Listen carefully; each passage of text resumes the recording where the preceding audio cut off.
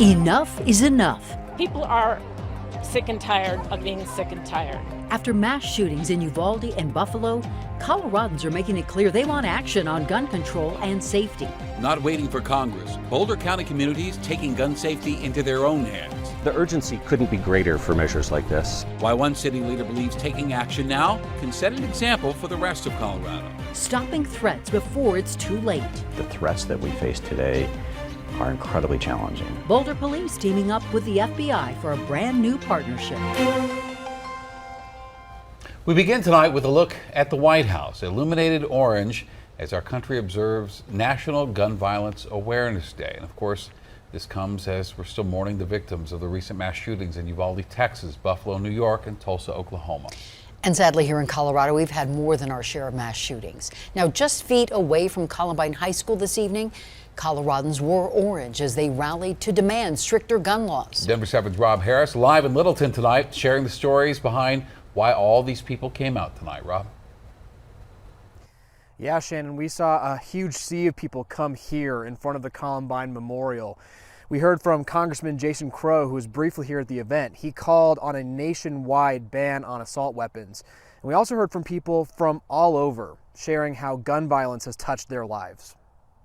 We cannot be complacent. No! Just a few steps away from the Columbine Memorial, a large group comes together to listen and speak and walk and wear orange. We need people to know we are addressing a national crisis. Their orange shirts are symbolic. They represent the safety gear worn by hunters to protect themselves and others from gunfire. We have to vote. We have to vote with our feet. Jane Doherty's wearing orange for her sister, who was shot and killed in the Sandy Hook school shooting in 2012. She gave her life so I can keep showing up and talking to people. I can keep going down to the Capitol. I can testify. I can encourage other people. People are sick and tired of being sick and tired. So there's hope. This time something has to happen. Paul Houston is a dad, a grandpa, and a veteran, and he hopes this time is different. I hate that thoughts and prayers, but I'm here with my body to say something to the people of Uvalde. It was really the horror there that got me to say, I'm getting the boots on again. It's time to march. The crowd here today seemed very aware that the chances of Congress passing stricter gun laws right now are very slim. So that's why they say they're ready to mobilize, both literally today in this walk and also when they vote in November. In Littleton, Rob Harris, Denver 7. Well, thank you, Rob. And on this National Gun Violence Awareness Day, a bipartisan group of U.S. senators continues to negotiate a potential agreement on gun control and safety measures. And in a rare evening address to the nation on Thursday, the president demanded lawmakers act, putting forth several proposals. We need to ban assault weapons and high-capacity magazines. And if we can't ban assault weapons, then we should raise the age to purchase them from 18 to 21. Strengthen background checks, enact safe storage law and red flag laws. Repeal the immunity that protects gun manufacturers from liability. Address the mental health crisis, deepening the trauma of gun violence and as a consequence of that violence. The House next week could vote on a package of bills called Protecting Our Kids Act, including a measure to raise the age to purchase a semi-automatic rifle to 21. And next week, members of Congress will hear directly from one of the young survivors of the shooting at Robb Elementary in Uvalde, Texas. Maya Cedillo will testify on Wednesday in front of the House Committee on Oversight and Reform. This little fourth grader says she survived the shooting by putting blood on herself from one of her dead classmates, and then she played dead. Lawmakers will also hear from the parents of Lexi Rubio, one of the 19 children killed in that shooting. And family members of the victims killed in the Buffalo shooting will also be there to testify. Meanwhile, several Colorado communities aren't waiting for Congress to act. Next week, city leaders in Boulder, Lafayette, Louisville, and Superior will consider several gun ordinances. They'll look at banning the sale and possession of assault weapons, magazines that contain more than 10 bullets, raising the age to buy a gun to 21, and outlawing open and concealed carry in sensitive places like hospitals, schools, and places of worship. Tim Howard is a member of the Superior Board of Trustees, and he believes if passed, these ordinances can serve as a wake-up call for lawmakers. My hope is that with municipalities adopting these type measures, that the state legislature will take forward a number of these for potential statewide adoption. And as or more importantly, that Governor Polis will look and recognize this is what the people of Colorado want. City council members in these communities will consider these proposals Tuesday night, and you can trust Denver 7 to keep you updated. And Boulder, of course, home to the Table Mesa King Soopers, way too familiar with gun violence. Tonight, Denver 7 CB Cotton is hearing exclusively from Boulder Police and the FBI about a new partnership designed to squash out violent threats. What comes with 4 stars and a badge can weigh on your conscience. I've seen gruesome scenes before. And some days are heavier than others, like the day a gunman killed 10 people inside the Table Mesa King Soopers. I was on the scene, and to see the horrific nature of that scene. It's a scene Boulder Police Chief Maris Harold hopes she never has to see in her city again. I think the better that we get in intelligence, the better that we work closely together on these type of issues, I think we have a better shot at preventing. Which is where a new agreement comes in.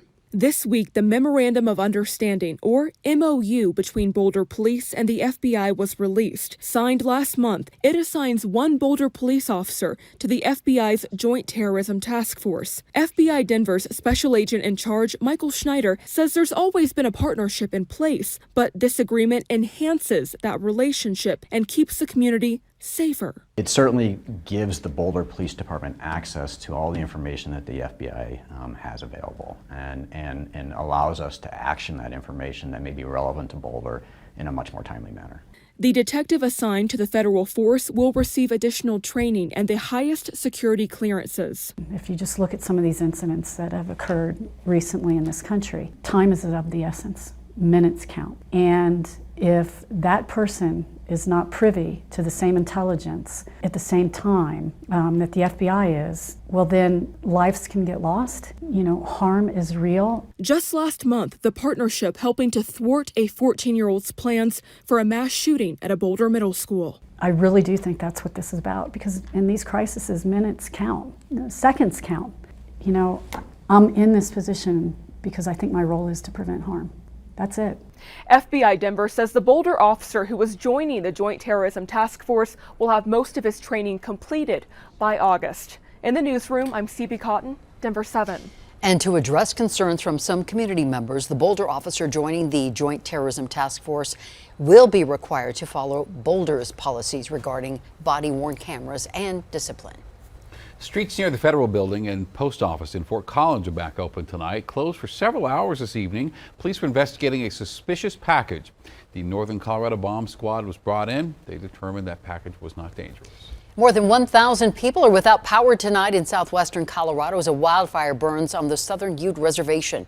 The outages are in Ignacio, and crews are working to restore the power tonight. And when last updated this afternoon, the fire was only 5 acres, but it was impacting all tribal campus offices and the Sky Ute Casino and Resort.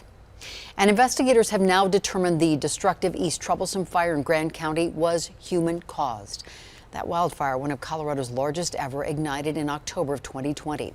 And over a nearly 2-month period, the fire scorched almost 200,000 acres and damaged or destroyed more than 500 homes and buildings. The U.S. Forest Service has given the location and time of the year that this fire started. It may have been ignited by a hunter, maybe a backcountry camper, or by accident. Investigators are still trying to identify who started the fire and why. New tonight, Aurora City Council member Danielle Jurinsky is preparing to sue Arapahoe County after she was falsely accused of abusing her child. Last month, Robin Nasita, the former Arapahoe County social worker and partner of former Aurora Police Chief Vanessa Wilson, was charged with retaliation against an elected official. Investigators say Nasita falsely reported Jurinsky for child abuse one day after Jurinsky criticized Wilson in a radio interview. Jurinsky was cleared of any wrongdoing. Nasita worked as a social worker before her arrest. And in a notice of claim, Jurinsky's attorney alleges that Arapahoe County failed to train, supervise, or discipline Nasita or her supervisors, and Jurinsky is seeking at least $1 million. Looking at 80s for the first Saturday in June. Coming up, I'll let you know if we can expect any thunderstorms. committed to the community. We love the Avalanche, we love the Rockies, obviously we love the Broncos. Tonight, we're hearing from new Broncos quarterback Russell Wilson on why getting involved is so important. And kicking off a summer of arts. We just had a great year last year, so we decided to come back.